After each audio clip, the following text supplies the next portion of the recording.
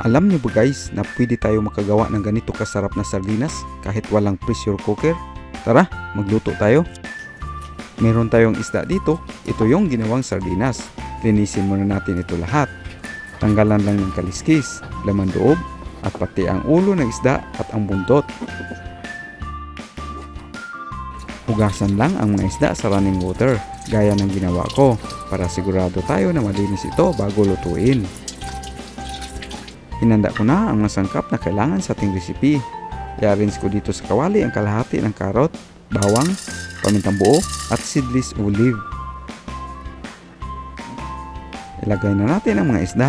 I-arrange na natin to para magandang tingnan. Budburan natin ng asin mga 1 kutsara. I-adjust na lang natin ang alat nito mamaya. I-arrange na natin dito sa ibabaw ng isda ang kalahati ng karot, bawang,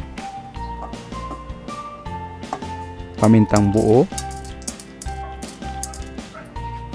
at ang seedless olive.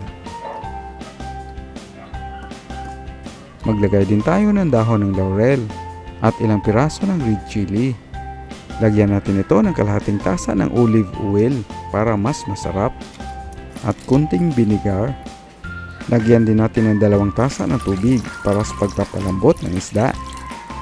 Ready to cook na ito, kaya ilipat na natin sa kalan.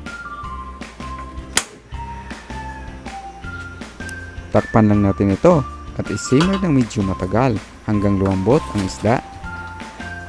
Kung mayroon kayong pressure cooker, gamitin nyo na para mas mabilis ang pagluto ng sardinas. 3 hours later, binuksan na natin at ito na ang kanyang kinalabasan. Malambot na ang isda at kunti na lang ang sabaw. Ayusin lang ang timpla kung kinakailangan nang naaayon sa iyong panlasa bago ito hanguin at ihanda. Ganito lang kadali ang pagluto ng homemade na sardinas, Spanish style. Serve and enjoy!